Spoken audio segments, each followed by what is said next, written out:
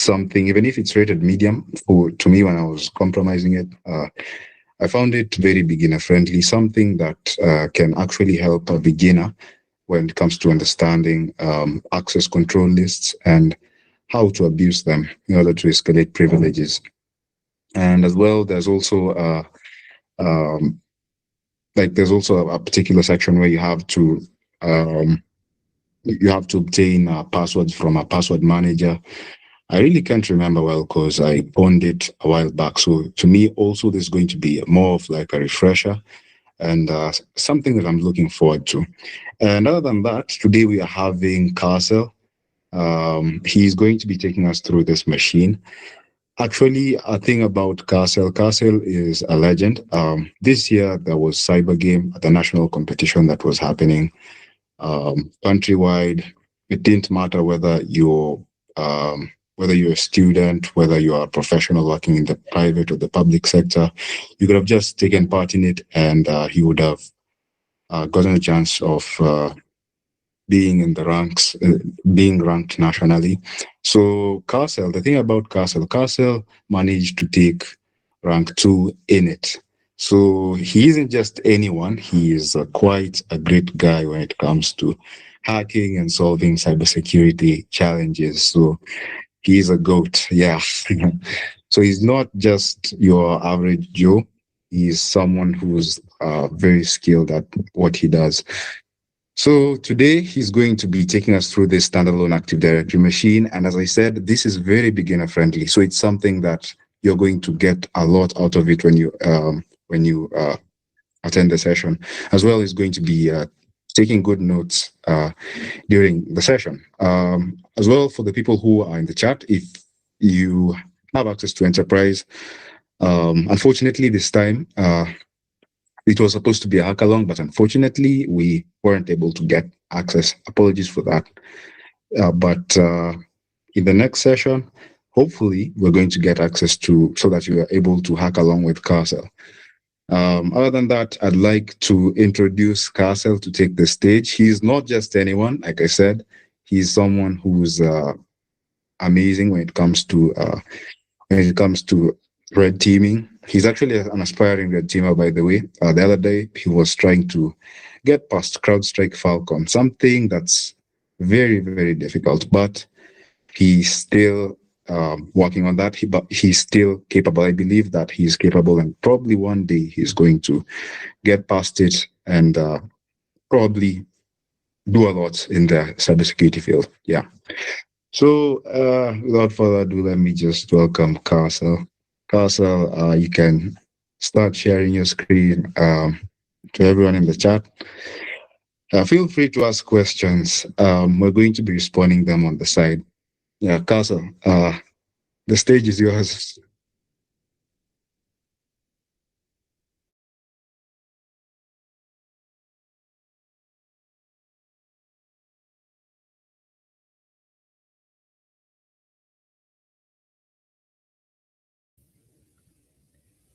Okay, I hope I'm being heard. Am I audible?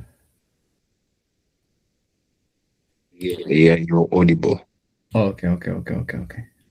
So today will be I'll be giving a walkthrough on administrator. It's just as Robert said, it's easy, even though it was rated medium, but I saw this as an opportunity to showcase some basic Active Directory, since I do talk to some of you guys, and most of you say you have problems with Active Directory.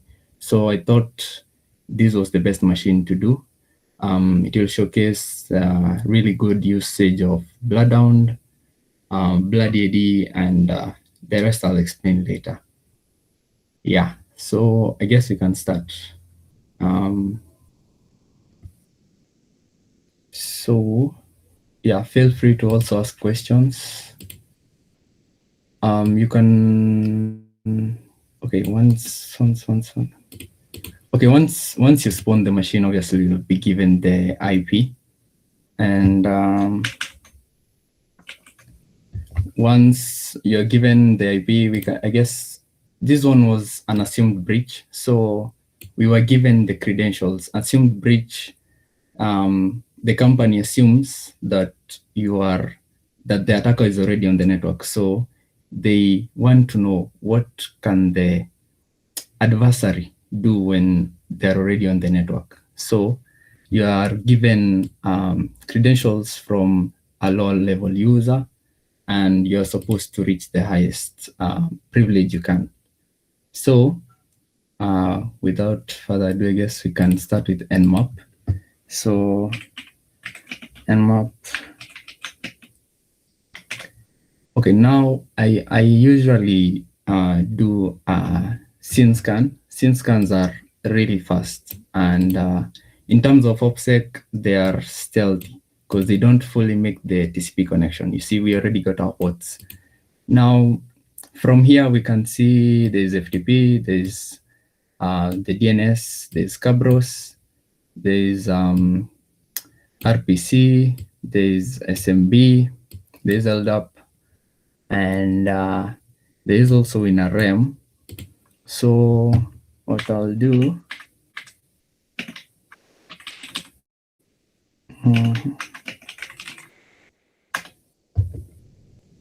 okay, what this basically does, it will just give me these ports in like a line. Can I say a line? A line that is separated by commas, so that way I can just pass it directly to Nmap, so that we can do the version and script scan. So we'll just wait for that to complete this way. So it will give me this. If you want, you can, I guess I can drop it in chat, I suppose. Then from here, we'll do Nmap. Then we'll just specify the SC and CV. For C, it will run the default, basically called safe scripts. And the V will try to find versions. So pass in our port, then we can save to a file. Let's save it as administrator.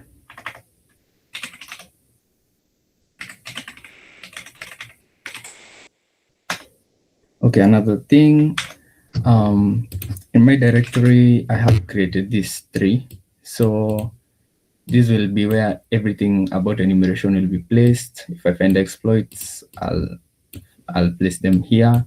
If we get files from SMB or FTP, we can place them there. For loot, it's just normally creds, users, flags, we'll place them in loot. Yeah. And we'll wait.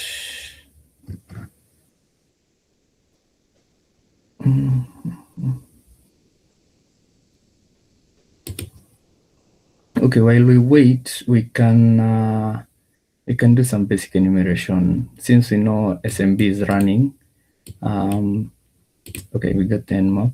So can copy this one.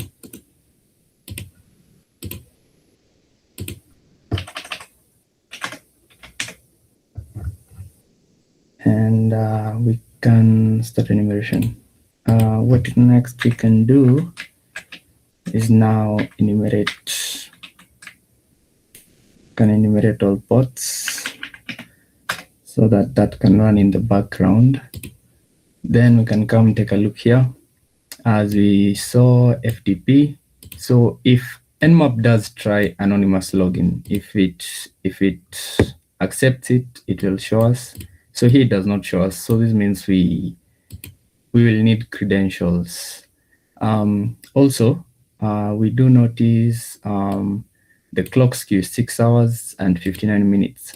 This is the difference between, this is the time difference between you and the domain controller.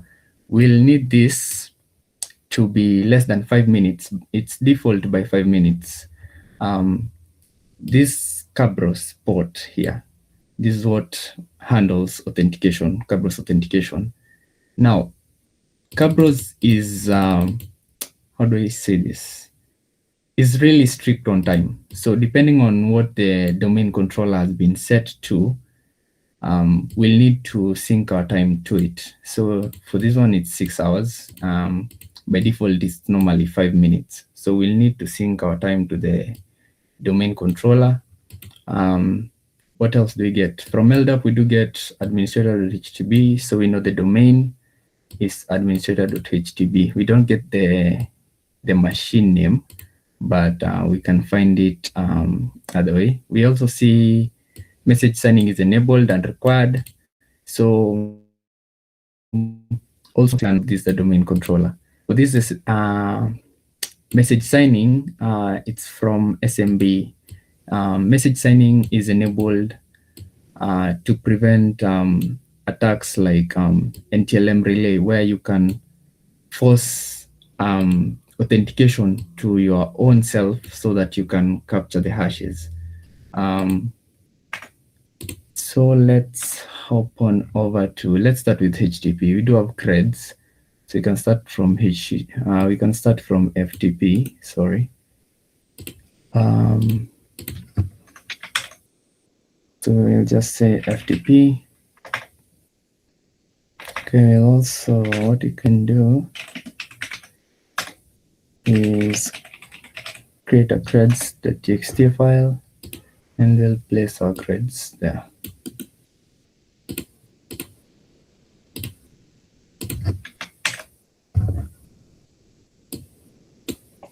And what we need is this.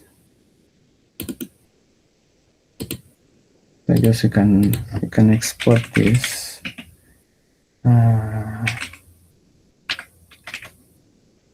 So that we can use it, so that I don't have to copy it every time. Then I can say SMB, and then I'll give in the IP. So netexec will tell us the domain. Just running it like this will tell us the domain name. It will tell us the machine name, and if it's using null authentication. So we do see it's using null authentication there. We do get the domain, and then we get the host name, which is DC. We also see it is Windows Server 2022, and it is 64-bit. So we can use our creds. So we just pass in user, which is Olivia, and our password, which is that. And then we can check for shares. Well, yet, what else can we do? We can also check for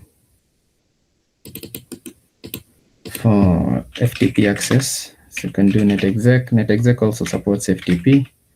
Then you can say IP, and then we'll need the credentials. So just use these ones. Pass in that way. And SMB came back. We do see there are 1, 2, 3, 4, 5 shares, and we have read on this. But from all these are default, so there are no non-default shares. If there were, we would have tried. If it was right, we would have tried to coerce hashes. If it was read, we would have gotten information. But we don't have any other. It's default. For FTP, it fails, so we can save this. So you can come here, access checks, and we can start with our first one, which is SMB. We can also add FTP.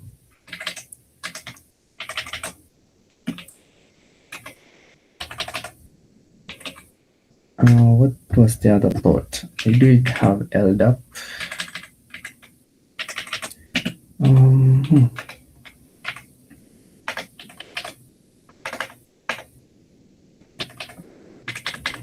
And we have FTP. You can paste there. Then you can take our MB1. Can place it there. We also had LDAP, so you can check for LDAP authentication also.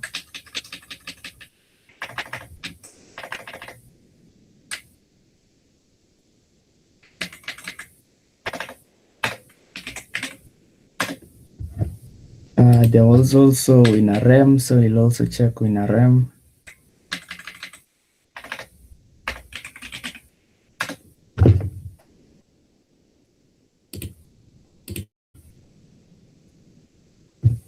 So you do see we have access to LDAP.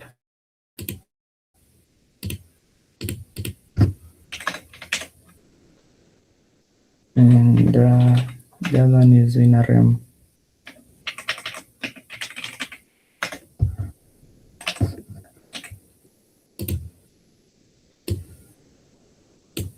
And from WinRM, we see it shows pwned. So this means we can WinRM and let's see.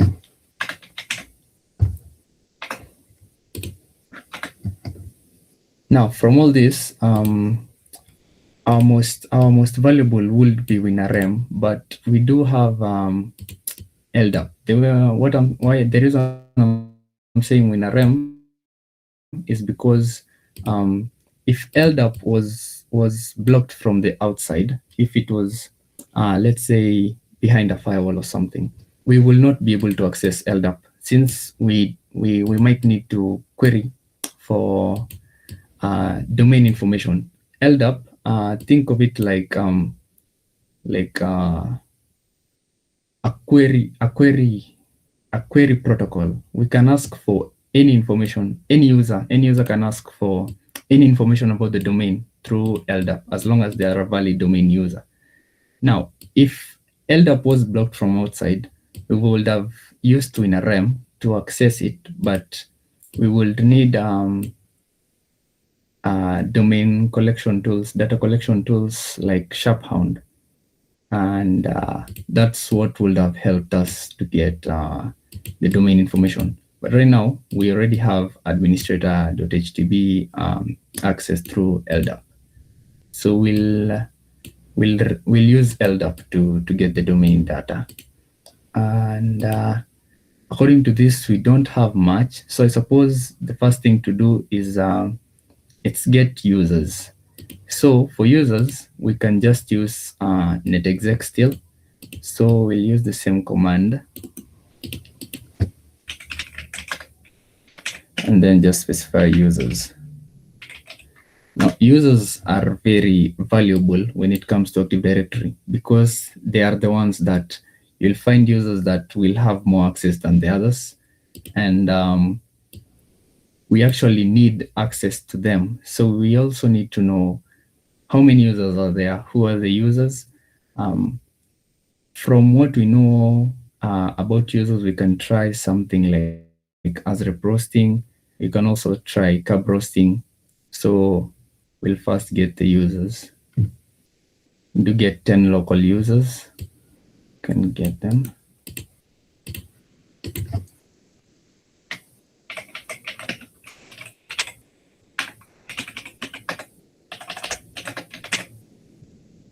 And we can save them to a file. So what I'll do is just create that, and what we'll do, we will get rid of that, get rid of that, get rid of that, get rid of that.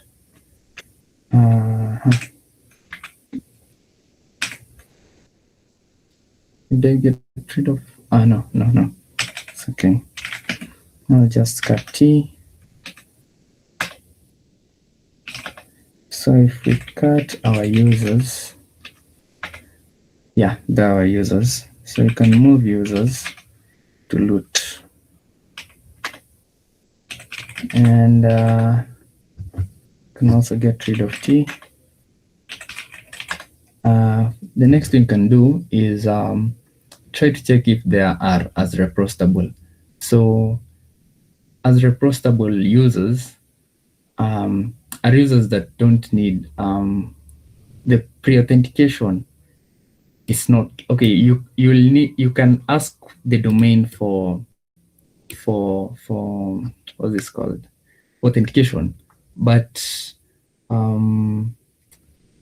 me see, the domain controller will need to confirm that it's actually you. But for as reprostable users, it does not confirm, so it will just hand you. So for that, we can use netexec. So you can see netexec, and you need, can use that, and you can use -k, and then you can just pass in users.txt. Users is in loot. Users is in loot. Now, this actually give us wrong information, because from Kerberos, we do remember we had this clock skew with this from 6 hours, but that's how you will run it. Yeah, it's saying okay, connection error is probably because it's trying to authenticate through Kerberos. For K, many tools you'll use in Active Directory, they have the -k, which is Kerberos. So I suppose, but we'll fix this later. For this, if it does find, it will show, let me see, I have something here in my notes.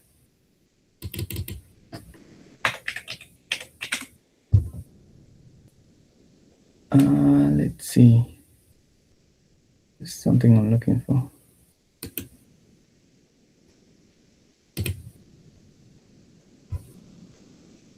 Let's see. Nope, not that one. Not that one. Okay, I can't seem to find it. There's a machine I did and it had as reprost, but I can't seem to find it. So I suppose we'll just continue. If I find it, I will share. But if it finds, it will tell you that the user is as reprostable. The other one is also from Packet. It's in Packet. You can get NP users. Get NP users. Yeah. Let me confirm.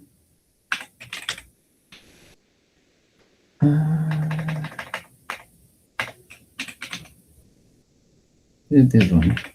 I don't usually use in Packet, but yeah, I normally use. Let's see. Is it? Oh yeah, it's this one. So it will query target domain for users that do not require Kerberos pre-authentication set and export their TGTs for cracking. Also, again, we can fix. I guess we can just fix Kerberos. Let's fix it. So for Kerberos, I normally use sudo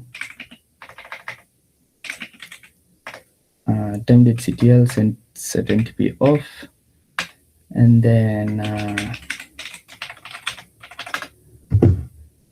we'll just use this IP, and we'll say sudo rdate and that, and our time should change from 8:27. It should change.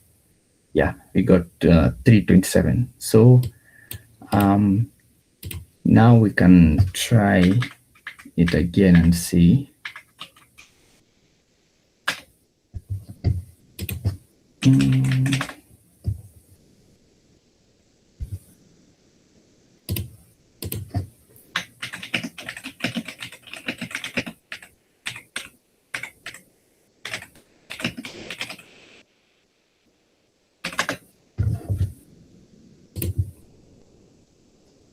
Connection error. Can I reach this? Is it lagging? Yeah, I can still reach it. So I don't know why. Don't know why. Let's try in packet. In packet get NP users, and what we'll need is users file. Users file.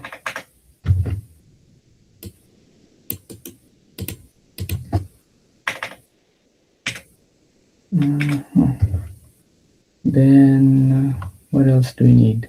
We do need our target, which will be domain at this. So you can take this, copy. Is there anything else we need?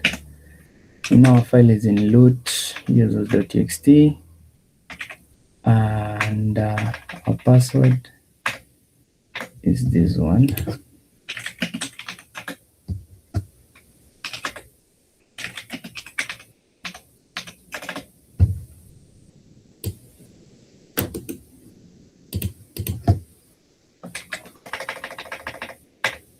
This will be Olivia, and this will be administrator.htb,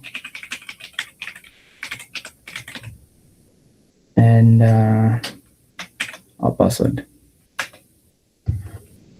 Now, one thing to note, so it's failing. I don't know why.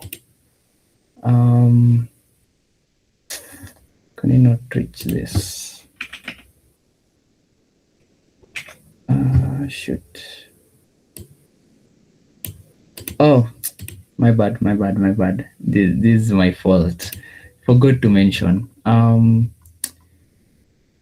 For Kerberos, it hates IP addresses. So Kerberos really needs the fully qualified domain name. For fully qualified domain name, it's usually the host name .domain.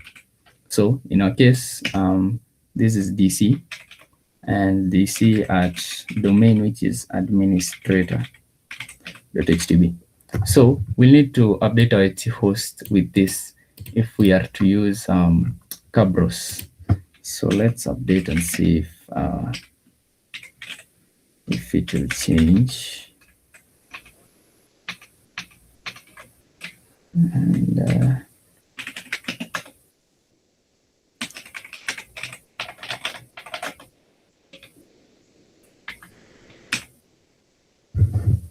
we can take our IP. Where's IP?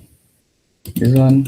So it will take IP, that, and we'll give it our FQDN, which is fully qualified domain name. And since this domain controller will also paste our domain, and finally we'll place the host name, which is DC.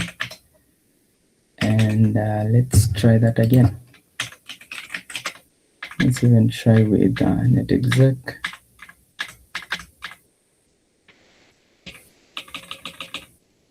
Use it. And here we need to specify a fully qualified domain name. Yeah, that should work.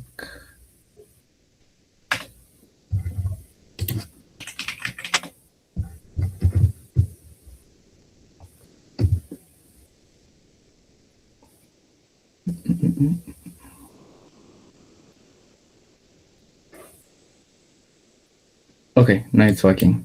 So this pre-auth field is what it is checking to confirm if pre-auth is there. If it's there, it will tell us that pre-auth is not set, so we can as repros this user or a specific user.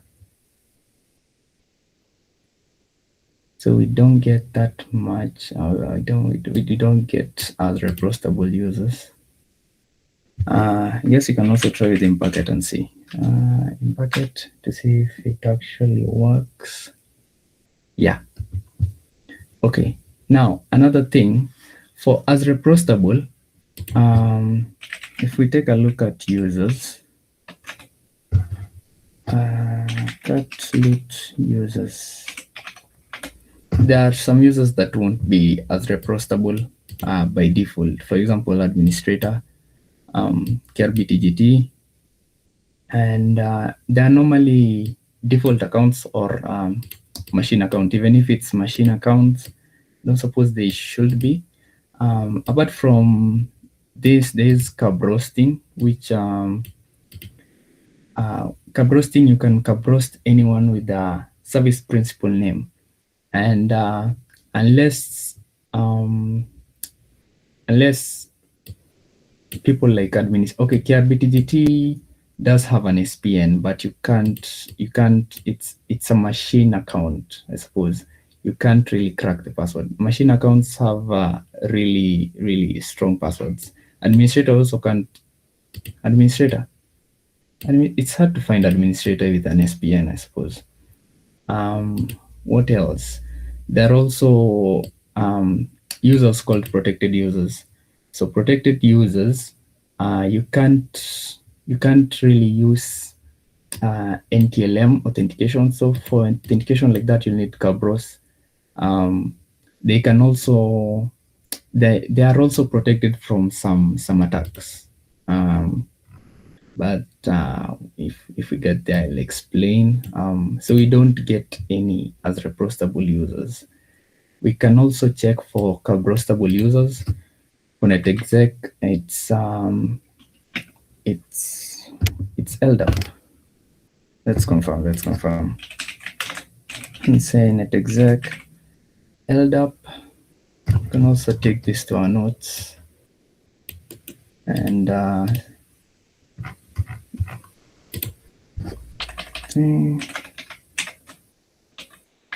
we'll save that. Now as reprostable users. We can also check for Kerberostable.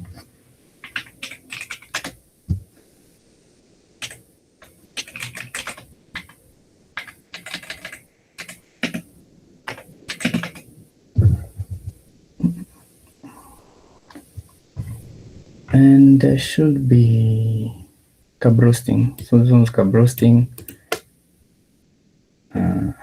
You can copy that. So this will need LDAP. So we'll switch to LDAP. Also for Kerberoasting, you need to be a valid user. So we can't use this .txt file. You'll have to use Olivia and paste that.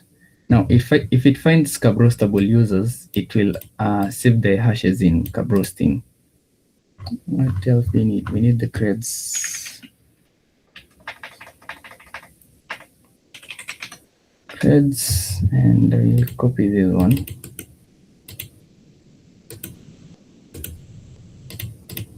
And we'll just place it here. Yeah, there.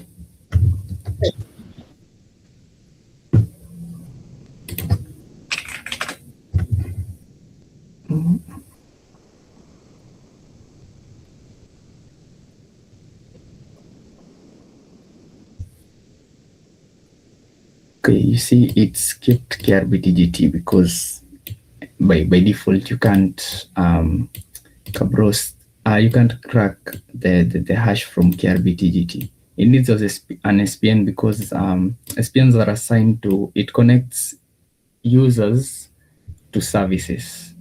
So let's say you have an MS SQL user, it will probably have MS SQL service, and then the service MS SQL is running. The user MS SQL service will be connected to the MS SQL service.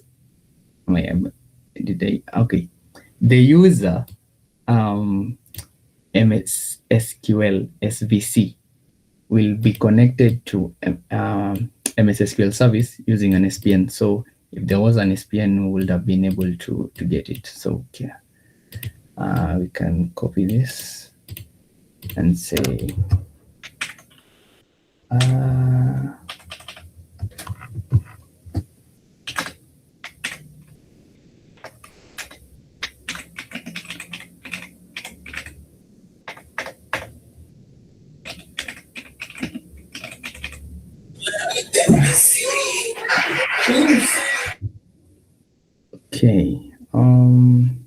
So from here, this is all you can do before like getting the domain information itself to understand it.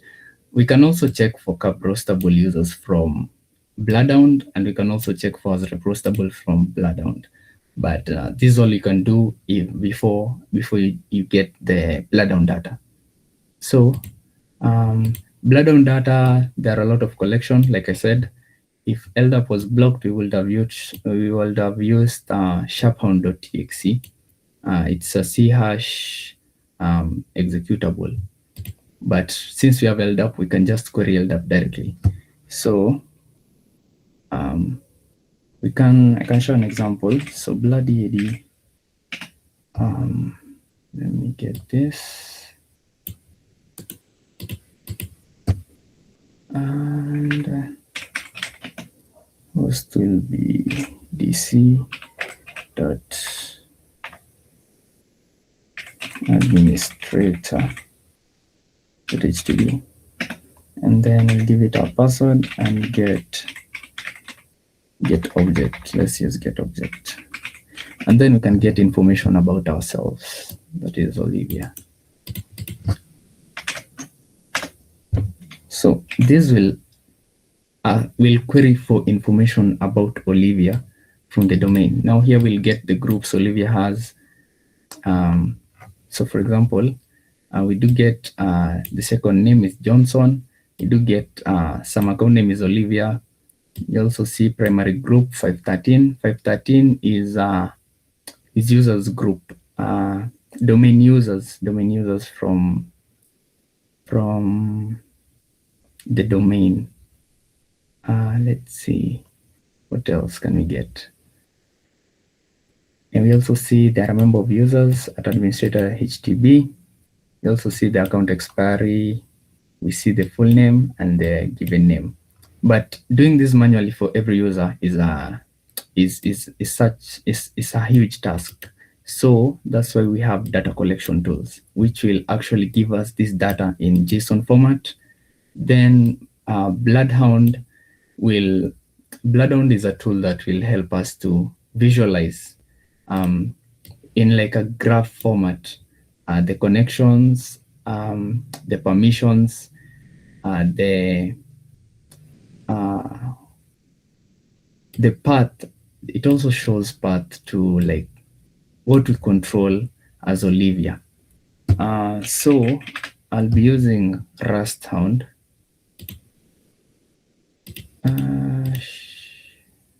Is the IP? I need the IP.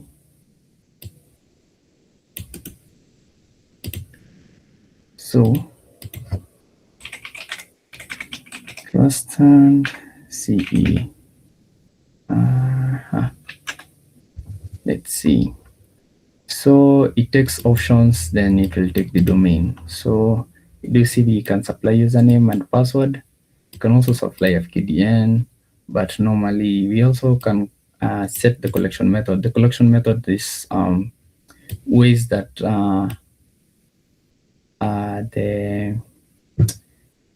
the tool itself will collect data, right?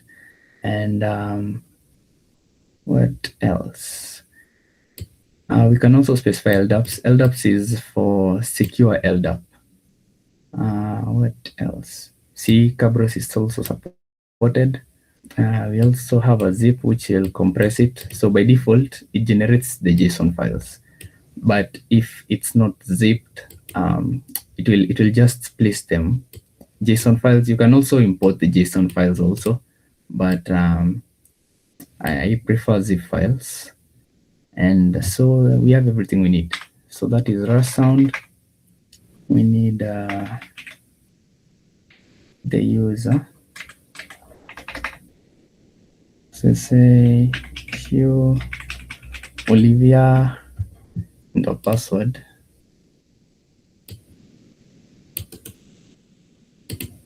Which is Olivia. What else? Just specify the domain. And this should collect the data. So you see starting data collection, it's retrieving these objects. So how we did LDAP objects.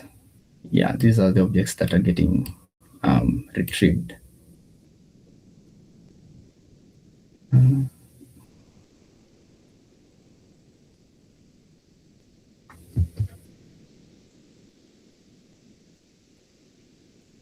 Any questions so far? I see that Maxwell had a question regarding, but I think Augustus will be able to answer that. Let me see. Now, he was saying, what's the minimum permission a user needs to run the bloodhound collector or rust down successfully? Oh, okay. I think I explained it. Any user, as long as they're domain user, they can query the domain information. So I'll just wait for this to complete. For this, for us to actually visualize it, we will need a bloodhound. So we do see the other ports that were gotten are this. These are mostly RPC. This one's labeled as WinRM. This one also, oh no, we already got these ones. So from here, and this is filtered. So either it got dropped, and this is just basic RPC. So I already started Bloodhound. For Bloodhound from Kali, if you're from Kali, you can just run Bloodhound start, then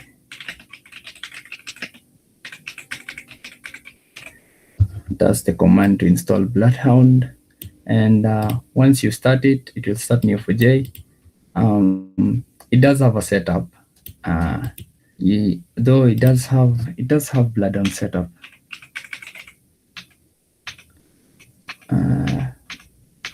Bloodhound setup. This one will help you set it up, because you'll need to set the correct credentials for Bloodhound to use to access Neo4j. So you'll need to set them up. After it has started,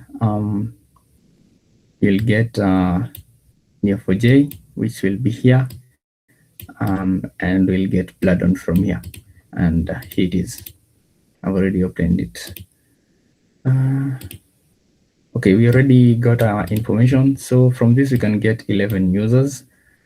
We also see 61 groups, 1 computer, 1 organizational unit, 1 domain, 2 GPOs, and 73 containers. And we also get, it gave us the JSON files.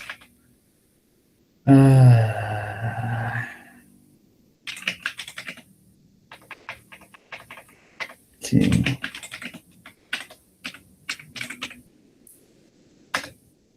Let me specify zip, and I need also to be in files so that it will place them here.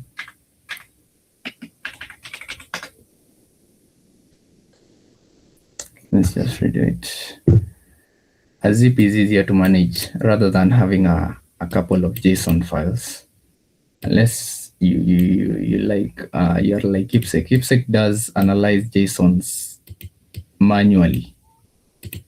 What else? So once Bloodhound is started, once you run a Bloodhound setup, you'll set up the credentials to use here. So you'll go and use your own credentials. And this is the Bloodhound Community Edition. There's Bloodhound Enterprise, which is for blue teamers. So blue teamers, you can also check that. So we are greeted with this, which tells us to upload our files. You can also come here to administration, file ingest, and if there are any files that are loaded, you will see them here. So there aren't any. Let's see, this hasn't finished yet, so let's wait.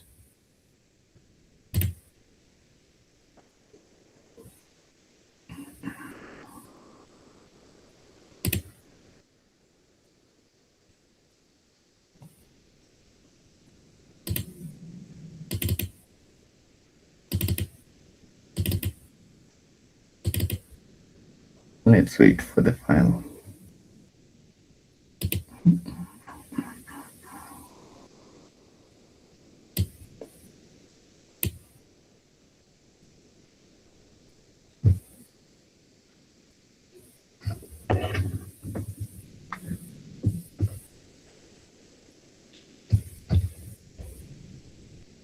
Okay, we got the zip file. So now we have the advantage of having one file rather than a couple of JSONs. So you can just upload it, and then it will start to ingest, then it will analyze. Then once it's complete, it will tell us it's complete, and we can get to explore the information that Rusthound gave us. And anything else we need to do from here? Don't suppose. We can just wait for it to complete ingesting.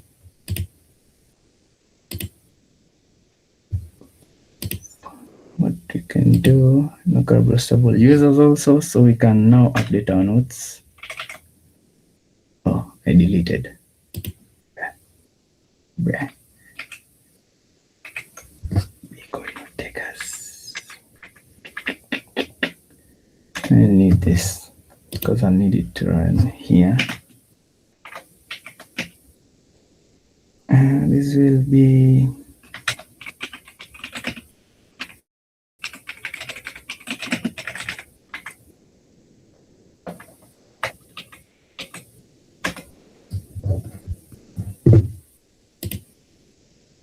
it is ingesting. After dumping, also check bloodhound analysis, and from bloodhound, what will we get from bloodhound? Let's wait for this. I need this for my notes.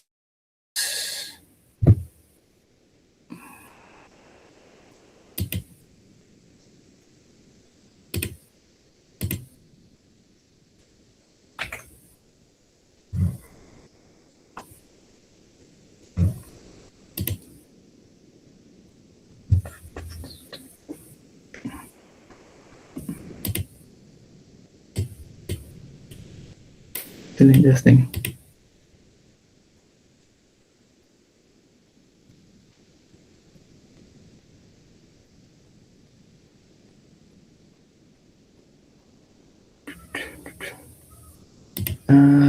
If there are any questions, now would be the right time. Let's see. Not yet. The reason I'm rerunning this is because I didn't document it. So yeah, don't make the same mistake. Just. Maxwell had a question.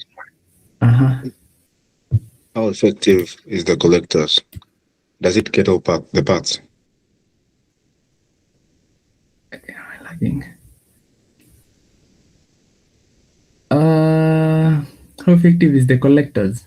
Does it get all parts? I don't know. But for Rusthound works fine. The one that always has problem is Blood on Python. I have problems with Blood on Python. Maybe anyone else has had problems with Blood on Python. I also have problems with it. I don't know. Rusthound is always great. Yeah, and for those who know IPSec is one of the developers of Rusthound. Okay, so it's analyzing. So it's almost completing.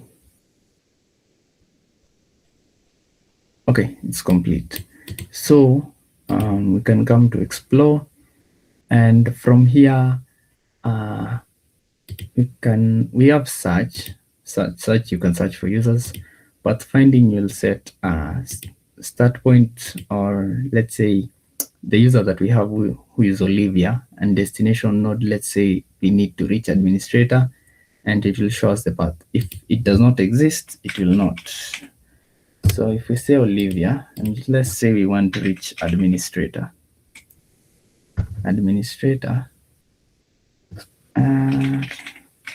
Administrator.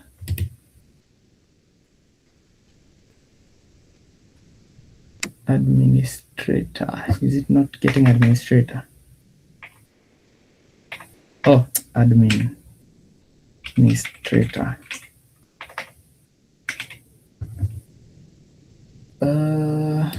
Let's say at. Yeah. And we'll see it loads and it says path not found. So we know there's no direct path to administrator. So that's the path finding. For search, you'll just search the normal, like search Olivia, and you can select Olivia and get information. For Cypher, here's where it had option for Kerberoastable users as reprostable users. You can come check them here. So you can check for as reprostable, and it will run, and then no results match your criteria, so we know there are no as reprostable users found. There's also Kerberoastable users with most admin privileges, none, and you get the gist. So we can also check for principals with DCSync privileges, and we get domain admins, we get enterprise admins, and Ethan, we also see Ethan, so we can mark this as high value.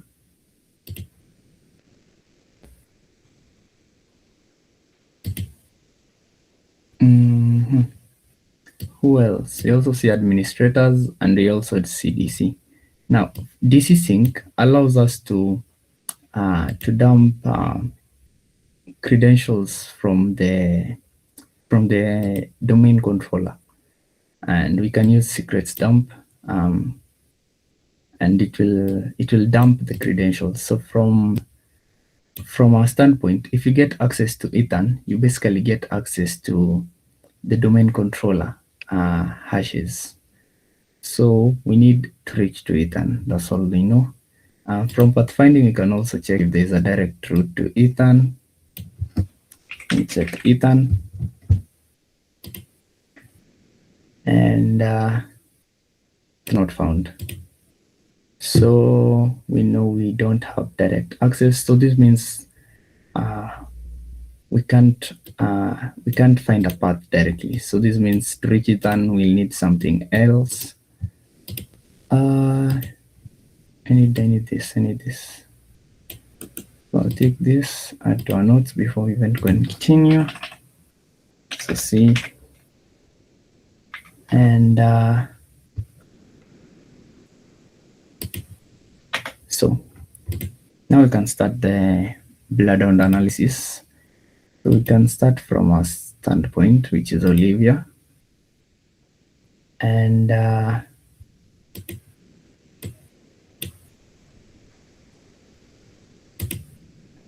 so we also see Olivia is a user. We get the object ID. So object ID is normally the domain SID and the user RID. Yeah. So anyway, we'll need a domain SID. You can get it from here. There are some attacks that will need this. Let's see. From here, we need outbound control, which is this one. You can also check who she's a member of. And we see only remote management and domain users. Remote management is what enabled us to evil in RM into the machine. So we can check for outbound on Olivia to see what Olivia controls. We do see she controls one object. So we see Michael, and we have generic all. So we can start with marking her as owned, since we already have her credentials. And then when you tap generic all, you should information about the attack itself. The ACL. We see user Olivia has generic all. This is also known as full control. Permission allows the trustee to manipulate target object however they wish. So we can manipulate Michael however we wish. There is Windows abuse, but we see there's a force change password. There's also shadow creds, and there is targeted Kerberoast. Now, from our standpoint, we are on Linux, so we'll hop on over to Linux abuse, and we see we have the first one is targeted Kerberoast. We have force change password. We have both of those, and for targeted Kerberoast, we can do it, but the hash may not be crackable. So the best option in execution is force change password. Very not OPSEC, but the targeted Kerberoast is kind of like a gamble, because you'll get the hash, then you will need to try to crack it offline. The other thing we also see is shadow creds. For shadow creds, we do need a certain service to be running, that is ADCS, Active Directory Certificate Services. We can confirm it with netexec. So we can use netexec on LDAP, and instead of Kerberoasting, we'll just use a module ADCS, and this will confirm if Active Directory certificate services are being run. If it was running, using shadow credentials would have most likely given us his hash, and this is way more, let's say, stealthier than a force change password. Yeah. Also, if you do want to be stealthy, you can change the password, ask for Kerberoast ticket, then revert it to its initial one. Let's see. So we can take notes here. Can take general. I'll copy this, and then I'll come to Linux abuse, and we can take is it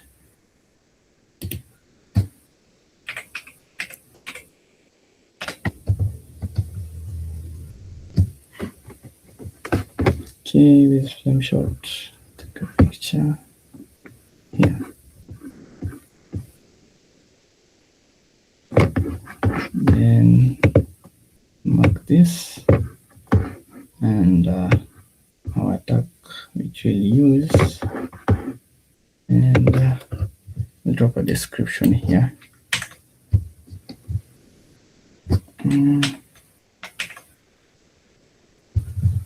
Let's paste it wrongly.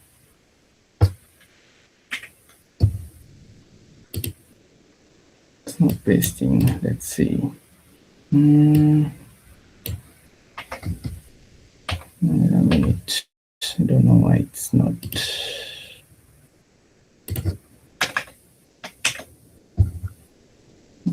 We can take this. Let me try this.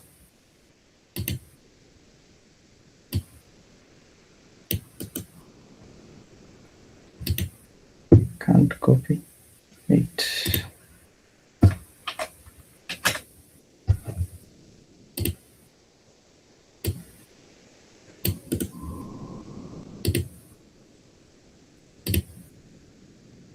We can take flame shot, and I'll screenshot again.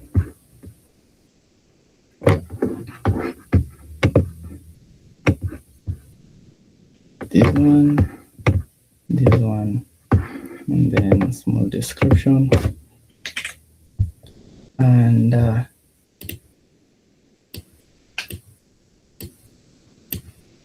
we can copy this and add it to our notes. We can get rid of this. Let's say from Bloodhound, we do see Olivia as generic, all on Mikhail. And we can also get OPSEC from This depends on the target object and how to take advantage of this permission. Offset considerations for each abuse. Primitive are documented on specific abuse edges and on the Bloodhound wiki. So you can also check the Bloodhound wiki on OPSEC when trying to abuse generic all. So you also know, you can also check Michael. And from Michael, you can also check membership. Who is he a member of? And we see remote management and domain users only. So let's check for outbound object control. We do see one. So we do see he has force change password on Benjamin. So we can also take this.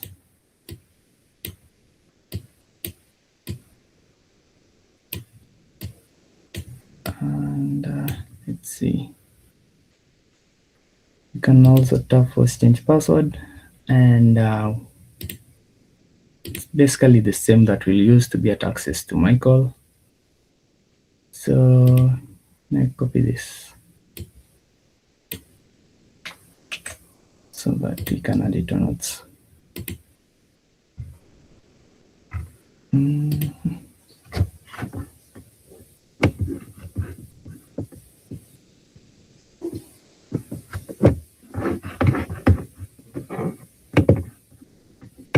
The Linux abuse is our attack and a short description. Right.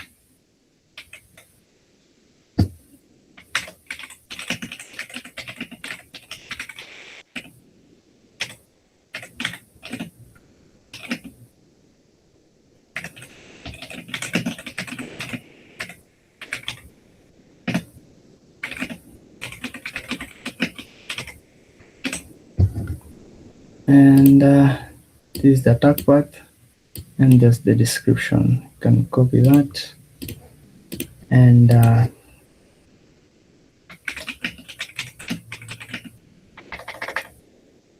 on checking Michael,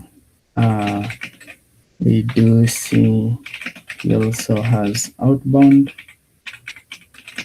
on Benjamin, right? Then we can also check if Benjamin has outbound, so we'll just tap on him, and we see there's no outbound. So we know there's a clear path from Olivia to Benjamin. It should be Olivia to Michael to Benjamin. You can also check who is a member of, and we see he's a member of domain users and also a member of share moderators. You can also, okay, let's take this.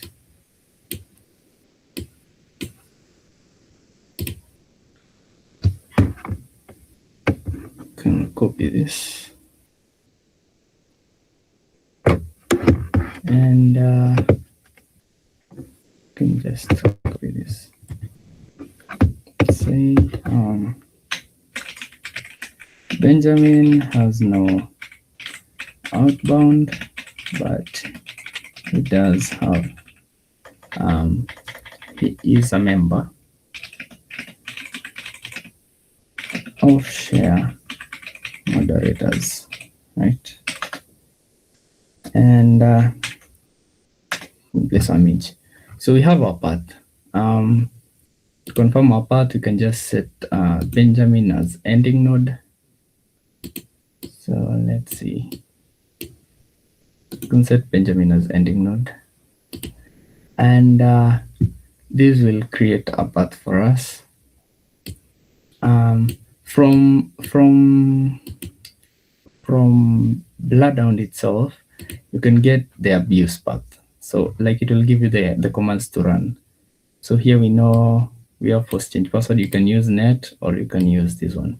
But I actually don't know why they don't mention Bloody AD, but Bloody AD, I use Bloody AD for like changes. Pre-fight, its syntax is easy to understand also. We did have a DCS checking, and we see it started to search for any object class with PKI enroll service, and it did not find. If it did find, it would have shown us below here.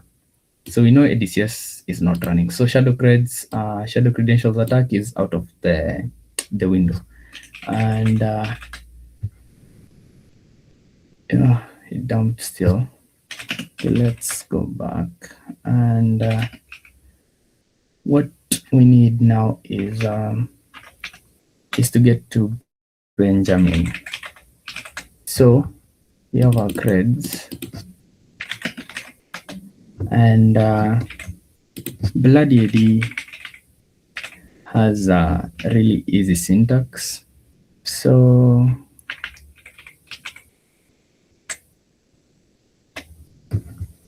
here, did you know Bloody? Yeah.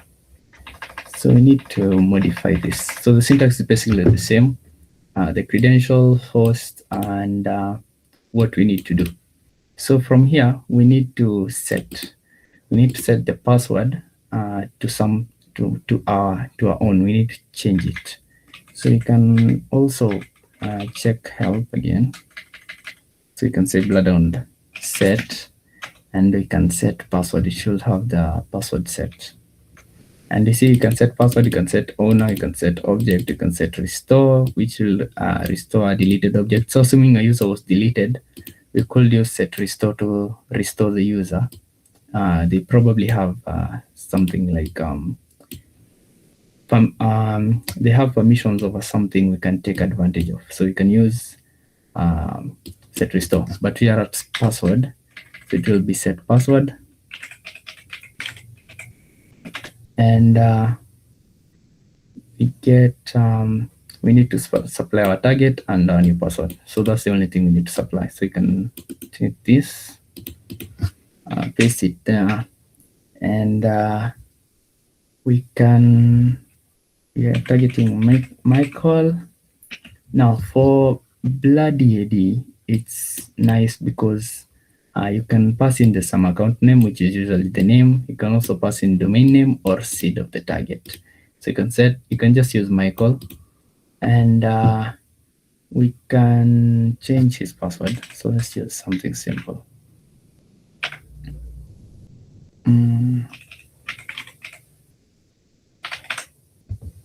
Right, let's add a symbol. Yeah, that should do.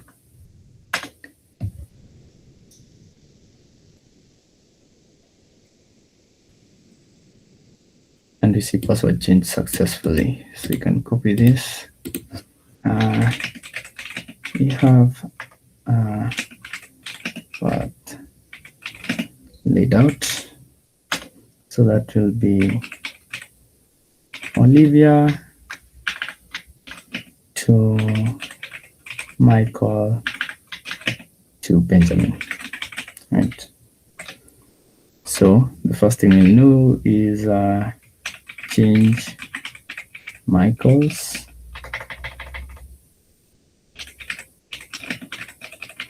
password, and then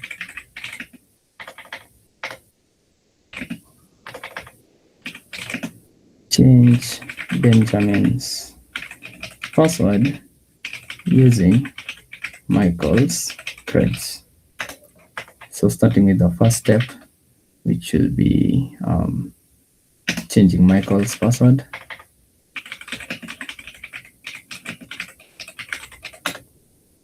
And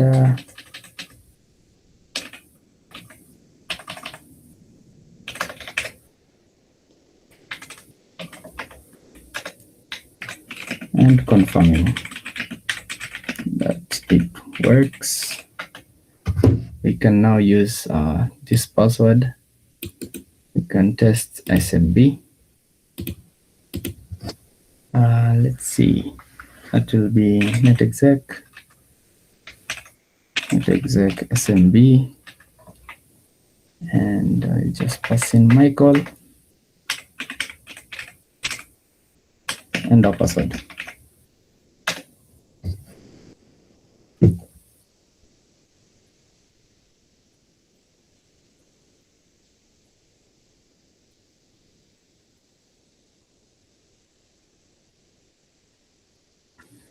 and we do see it works. So we know it works. 3. This for confirmation. Now we need to change Benjamin's password. Right. So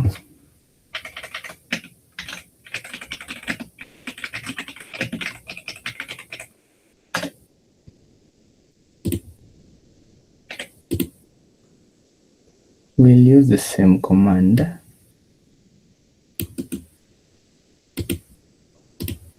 But now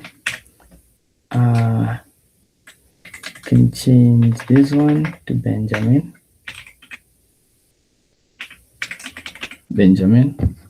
and then I need this password.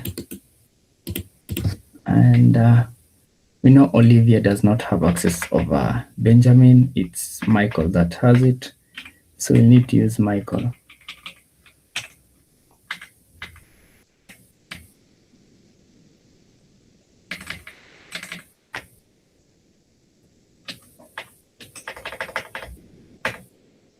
And here's Michael. And the password should be that. And then we'll set password for Benjamin.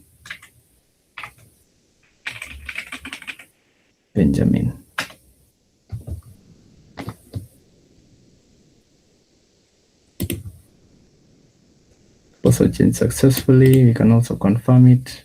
So you can say net exec and change here to Benjamin.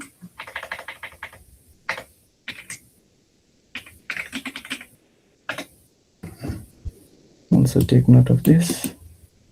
Copy and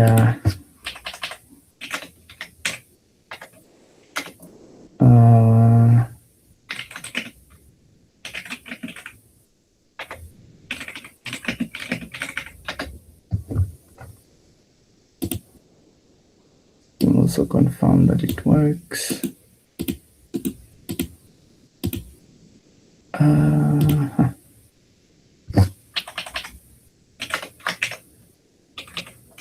Okay.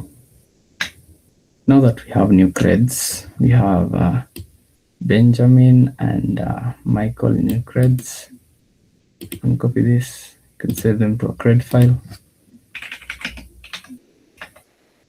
We have Michael.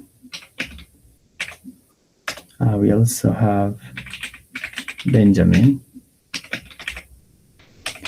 And now we can check what access we have as these users, right?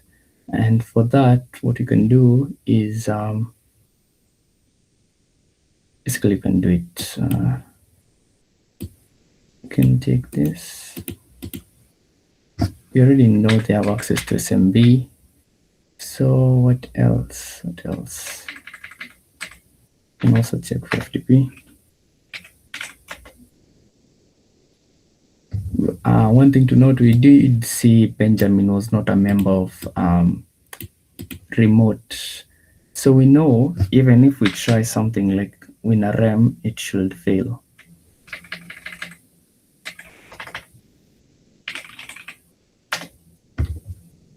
So we do see FTP works, right?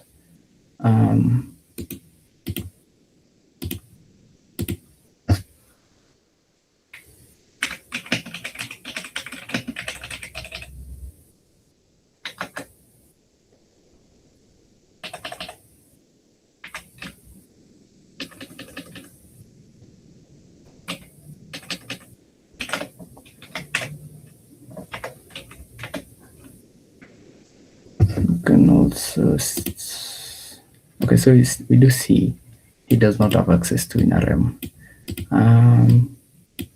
We already got information from LDAP, so there's no need to check on LDAP. And the other one is Michael, so you can also check for Michael, right? Need to know.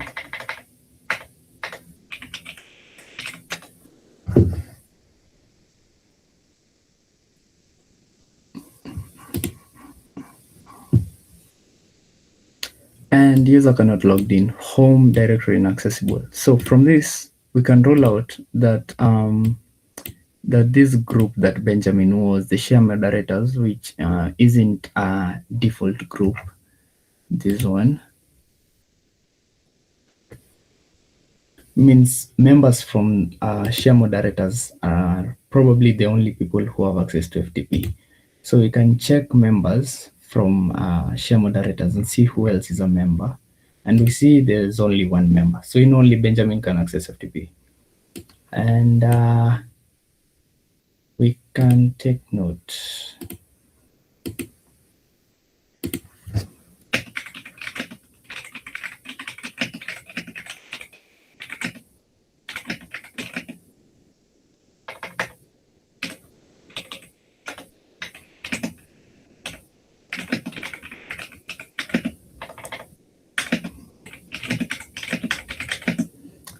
That share moderators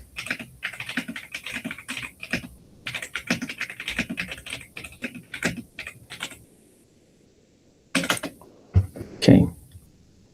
Now what else do we have? Now we can check what's in FTP, right? So we can just run FTP. That will be, let's see, it will be FTP and IP.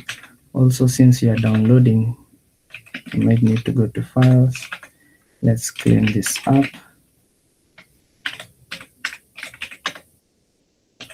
And that should only have a zip file. Okay. I can say FTP on IP, and we need credentials, these ones, we need this. And we'll say Benjamin and the password. And we do see we have been logged in. So we can list from files, and we see backup.psaf3.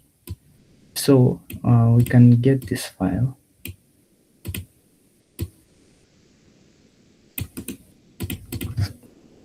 Say get this. Now the default get uses ASCII mode. So if it is a binary, sometimes it messes it up. So there is another mode. Okay, it has a couple of modes, but the two main ones in modern applications are ASCII and bin. So if ASCII fails, you can try bin. It may be because the file when it was downloaded. Let me confirm this.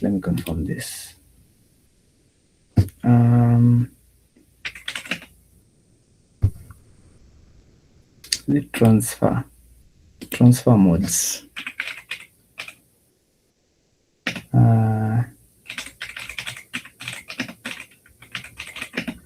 Differences between bin and ASCII. I think bin copies it as it was on disk.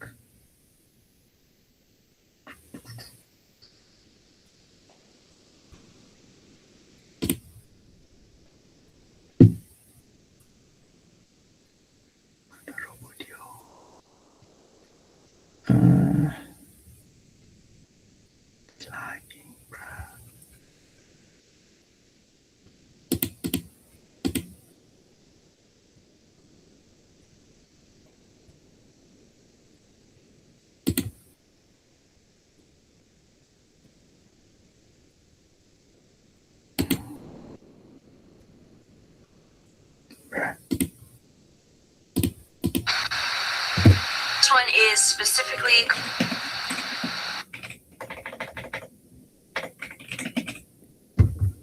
Apologies for that. Let's see.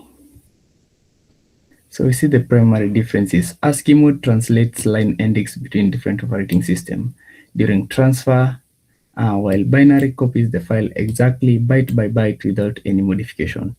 So this means if this file you downloaded actually had some issues when you're trying to like check it or run it, you can switch to bin, which will try not to modify it.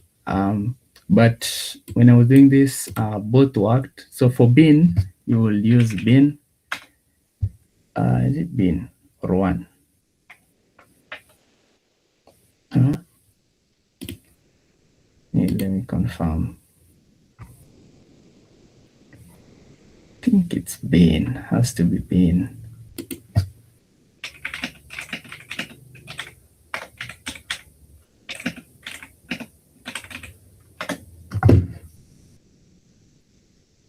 Has to be bin. Let's wait and see. Did I type it wrong? Bin. Bin. Or is it mode? Type bin and press enter. Yeah. Is it failing? Oh, not connected. Okay, so I suppose it logged me out. So we can move this. Yeah. We can move this to, let's say, EC431. We'll move the backup. And then we'll say FTP. Let's download in bin format to confirm there is no change. Benjamin, and then no password. Then we'll use bin, and then we'll get the file. So that will be get this one.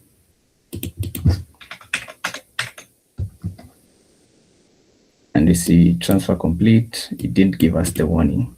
So I guess you can take this one, and we can now add major node, call it FTP.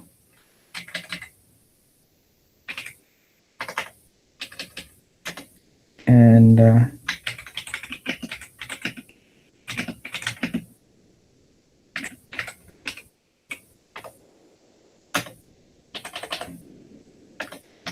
that, let's see, what was the name?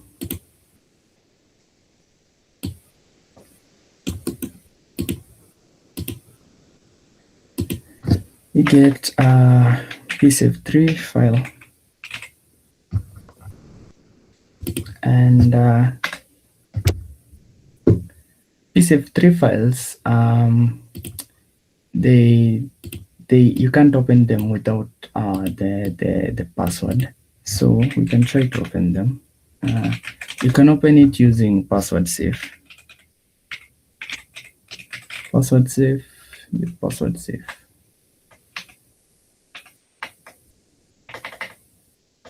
Or is it psafe? Let me confirm. Don't have it. Do I? Safe. Password safe. What am I doing wrong? So from Kali, it's just sudo apt install password safe. It will install it for you. So we can then open the file.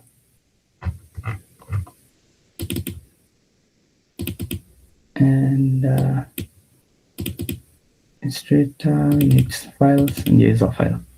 But we need this master password. So since we don't know it, what we'll need to do, John has a utility called psafe to John.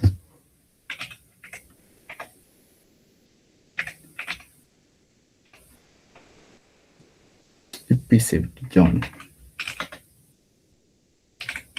SSH glitching. Let's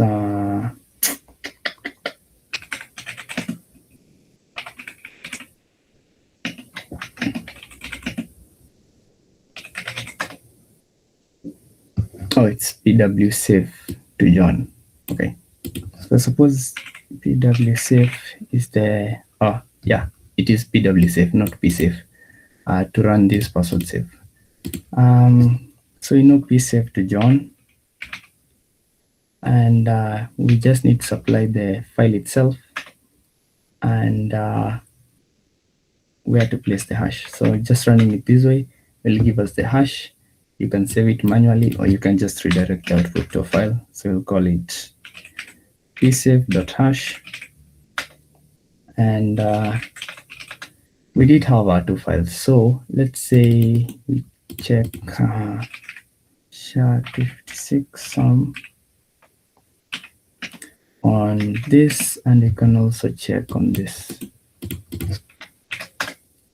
So we do see the hashes are the same. So this means nothing changed between them.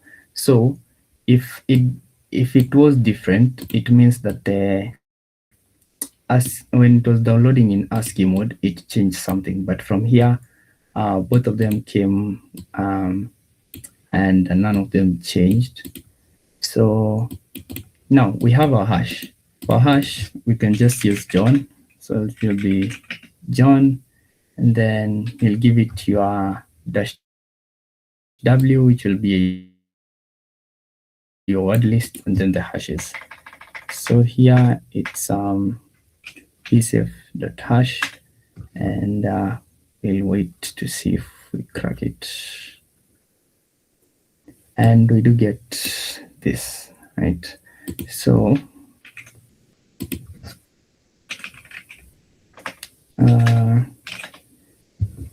we can cd back into files, right?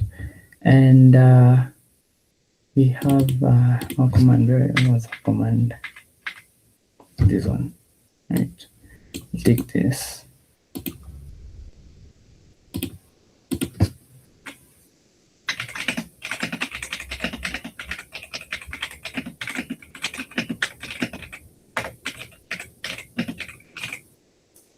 So we need a password to open the psave file, and this is John, one of John utils.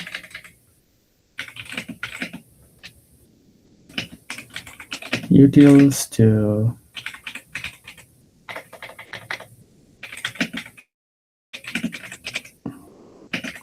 and then use John to attempt to crack it, right? And it will say is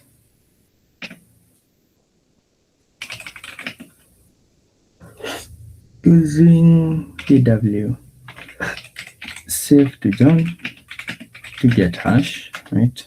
And there's this will go, and using John to crack it, right? You can come use John and copy, and can place it on notes, notes, and say attempt cracking. Now that we have the password, we have Quiero mucho, right? We can now open the file. So we'll just paste in our file here, and then we'll open it. Now we do see their users, and once we tap on the user, we do see down here, double click on entry to copy password, right? So we can copy this, right? Let's just copy this part, and come here, say pwsafe.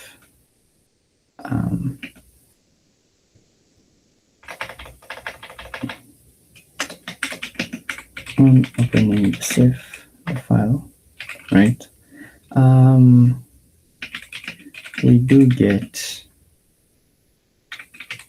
3 more users.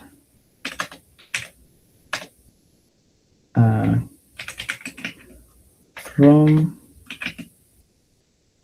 password safe, we do see we can double click to copy copy the password. Right. So let's copy the passwords of these users.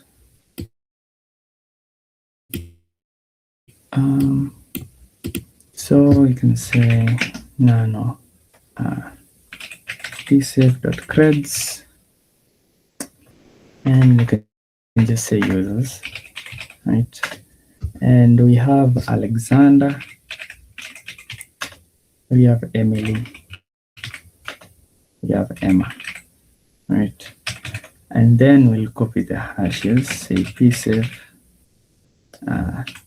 dot hashes,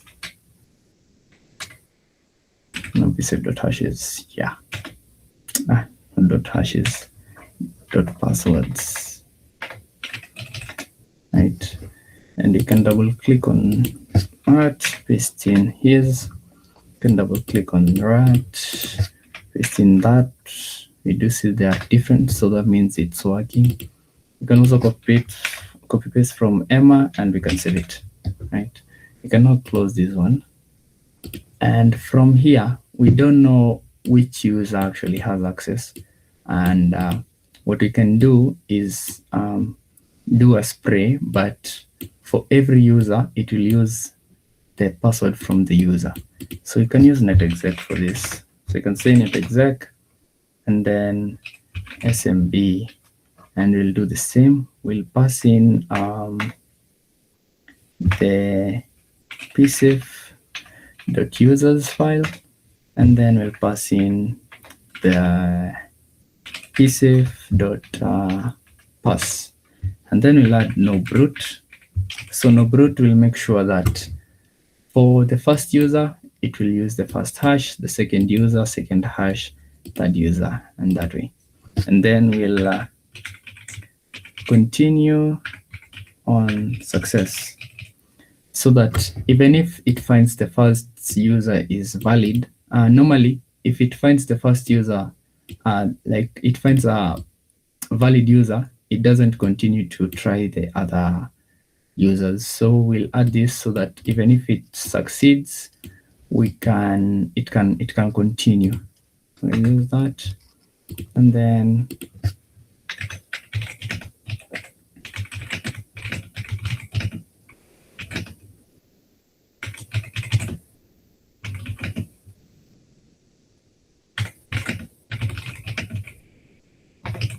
users password. We can check authentication using netexec, right? And we can come here and check. We do see Emily authenticates to the DC. We also see, so if this wasn't here, this continue on success, this one would have stopped at Emily. I do see connection error. So that means it did not test the last user, which was, who was the last user? Emma. It did not test Emma. But Emma doesn't have access. Only Emily has access. What else? If no brute, if we did not specify no brute, it will have tested this on all three users. If it failed, it tests this on 3 users, and it will also test for Emma on all the 3 users. And we can copy this. Let's redo it and see if it will try to add Emma. Can check authentication. So what we can confirm is Emily, right? Emily. Is it Emily's? Emily's creds work. And we can authenticate as her. Let me just add that one.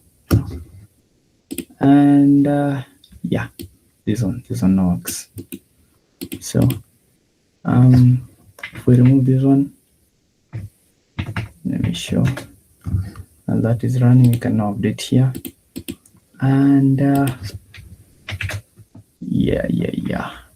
You know Emily's credentials. You can take note of that. Right.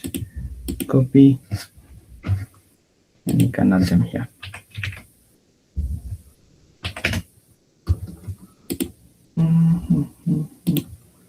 We do see it stopped at Emily, and that's why we use this. For no brute, should I show this one? Let me just show it. Say no brute. What's the other thing we need to do? Now that we are Emily is another user, so let's update our creds file. Users in loot, creds.txt, and you can paste that one.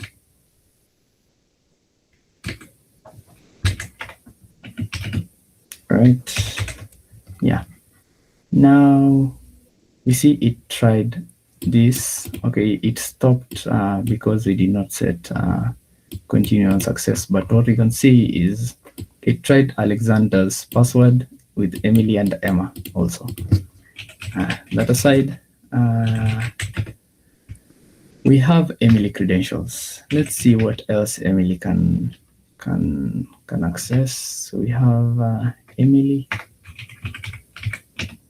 and we have that. Oh, not this one.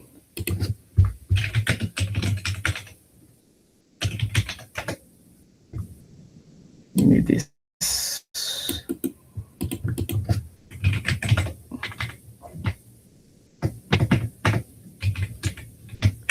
Can paste that.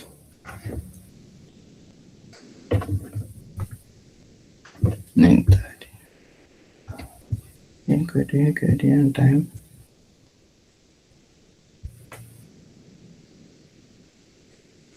And we see SMB shares access.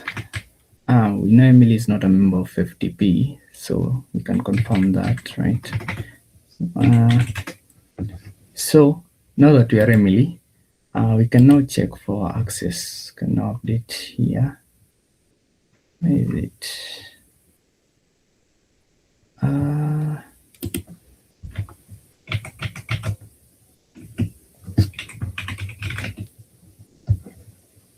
Right. Now we have access to Emily. We also see we don't have access to FTP. You can check with RM. And in RM.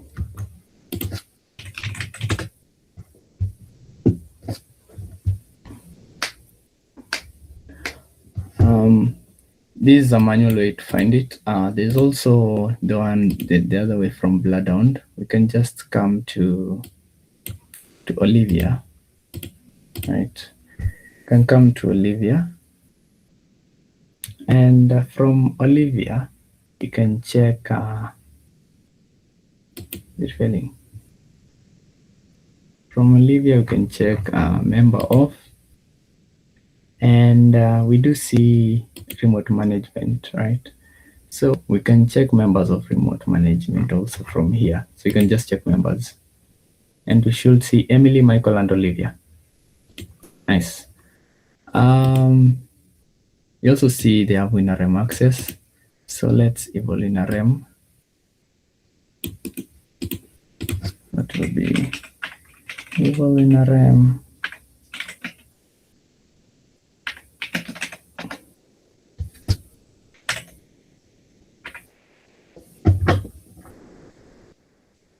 And CD into desktop, and yeah, Emily is the one that gives us users, so there's a user flag. Let's now progress. Now we can go to Emily. You can search Emily, and Emily. So we have Emily, and can check the outbound that Emily has. Right, see outbound 1, right, and we see Ethan, and Ethan is the one we marked as high value because he can DCSync, right? So you can mark him Then check on our outbound on Ethan.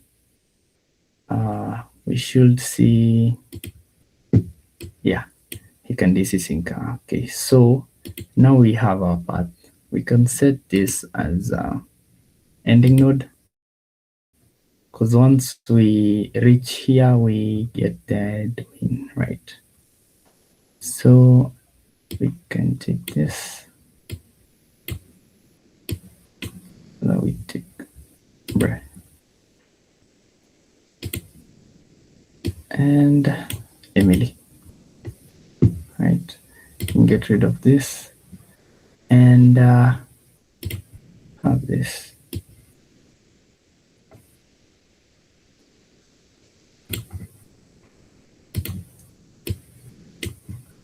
We have this, and for generic write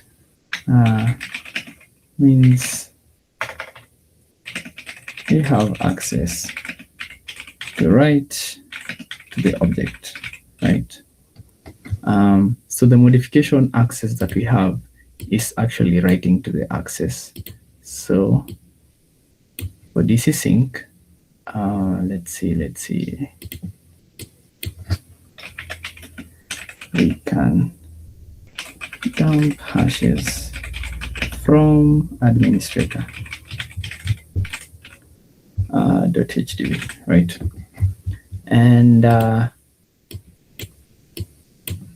can just indicate that way. So we know our path is from Emily to Ethan to administrator. You can copy that and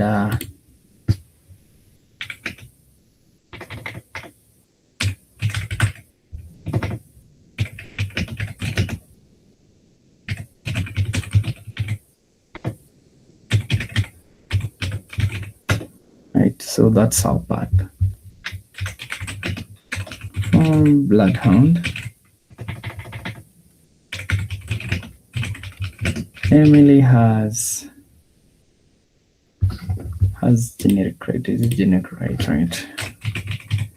Generic write on Ethan, and Ethan has DCSync on the domain. So our path will be from Emily, right, to Ethan, and then Ethan to DC. And you can paste that, right? So the first step will be exploiting, this will be 3, so say Emily to Ethan, right? Now, from here, we have generic write, and we can go to abuse, and from abuse, we do see, let's go to general first. We do see generic write access grants you ability to write to an unprotected attribute on target object, including members for group and service principal names. Now, before we talked about service principal names in Kerberoasting. So this means if we can write a service principal name on Ethan, means we can Kerberoast him. So we'll write the principal name, service principal name, then we'll Kerberoast him to get his hash. And we see here targeted Kerberoast and shadow creds. We know shadow creds will not work because ADCS is not running, so we'll just use targeted Kerberoast. It gives us the syntax. You can take it from here, and so what it does, we need the password, right? Password is from Emily. We need this one. You can just copy all of this, and we have our controlled user, which is Emily, and our password, and then we need to specify the domain. The domain will be administrator.htb and targeted Kerberoast.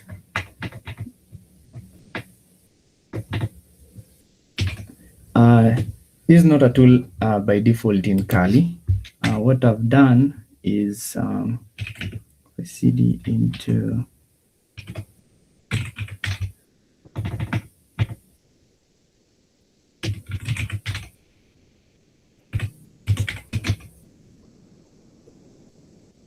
is it targeted Kerberoast.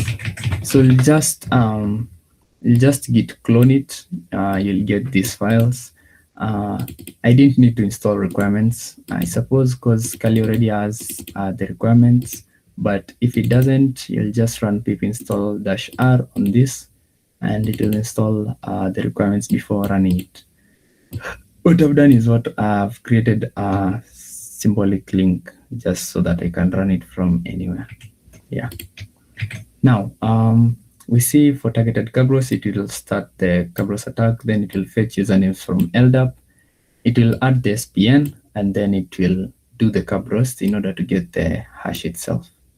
So you can copy this one, right? And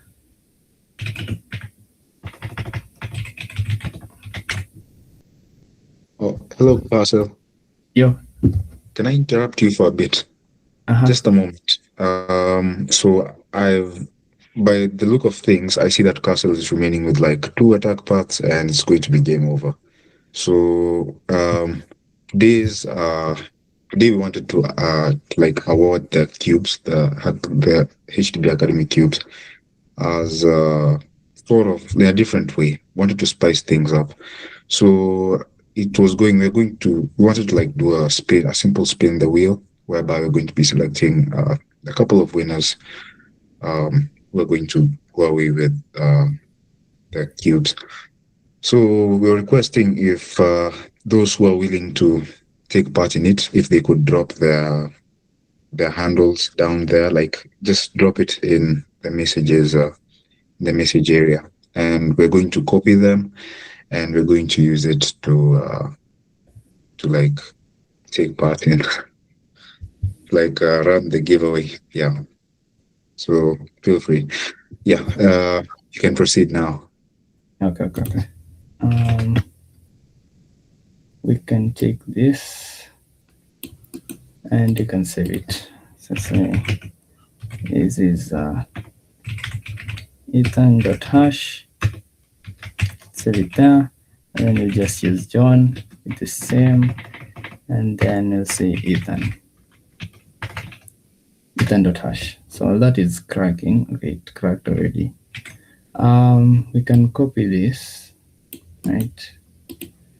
And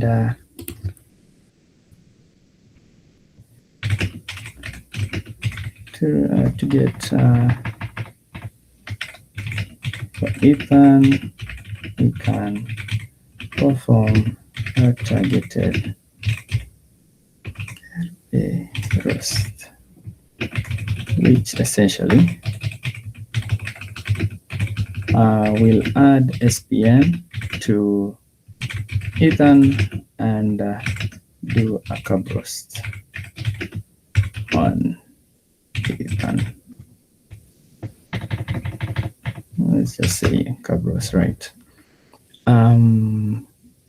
So 1, 2, 3, 3.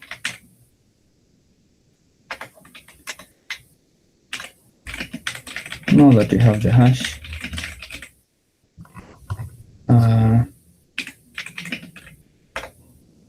we can now attempt cracking,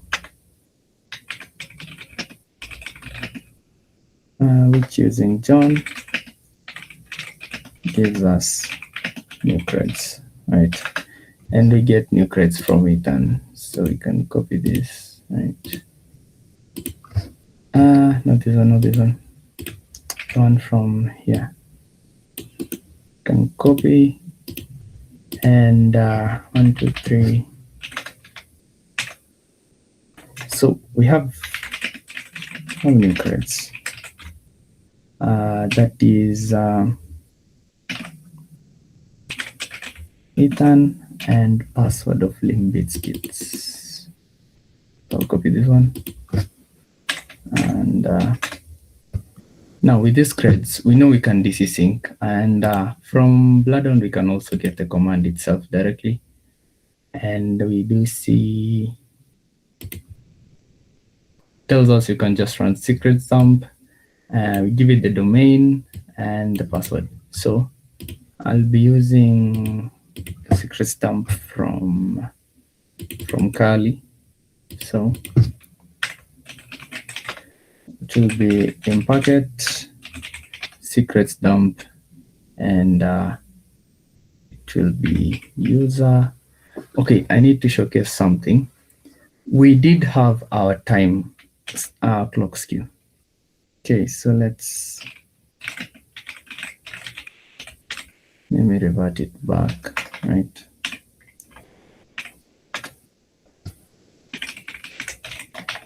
Because I didn't show the error that you get. And you can say in packet secrets dump, and what we need is the domain, which is administrator.htb. What else do we need? We need the user, which is Ethan, and then our password, and our target, which is dc.administrator.htb.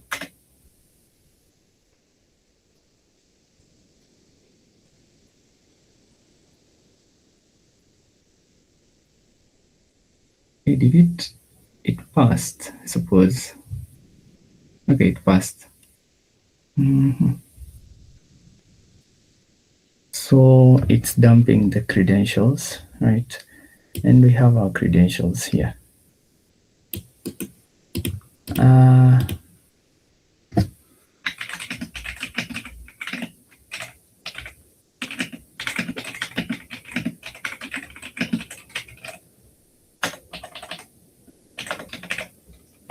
Let me try something. If we pass in -k, we try Kerberoast.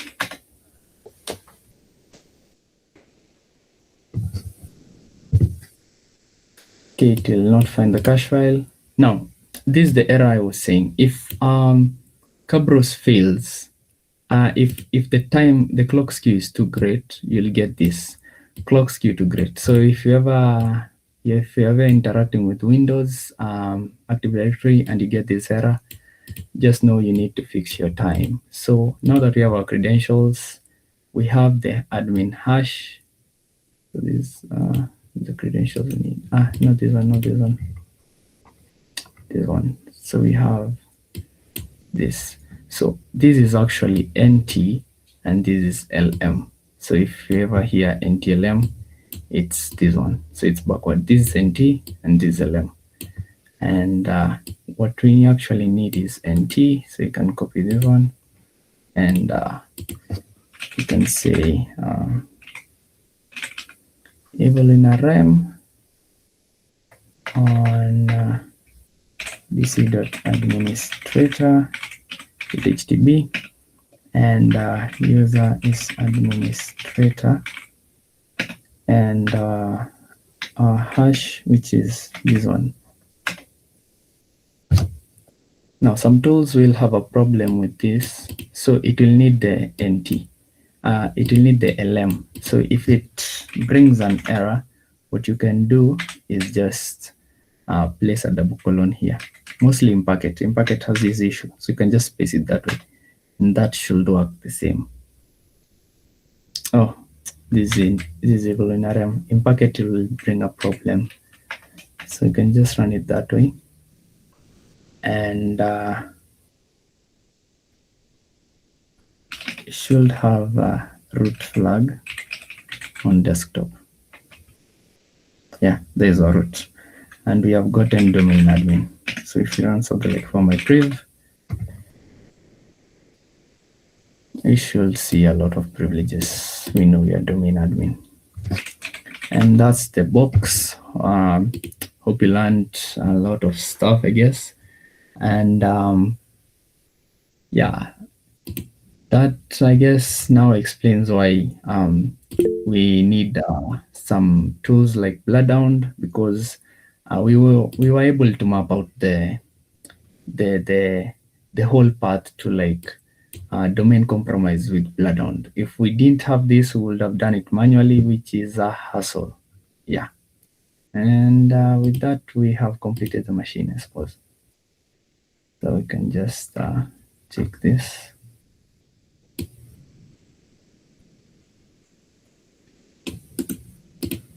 And just document it here.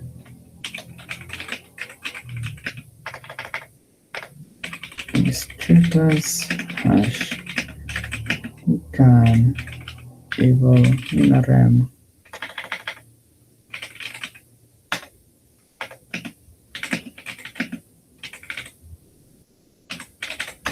Right.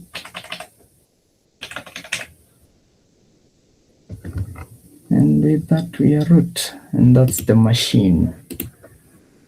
Yeah, suppose that's everything. Any questions?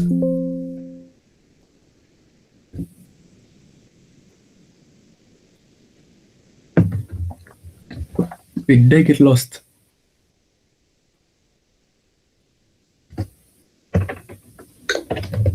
Wait, am I lost? Can you hear me? Oh my days. Yeah, we can hear you. Oh. Loud and clear. Yeah. Okay. Yeah, that's the machine, I guess. If there's any question, I guess I can take now.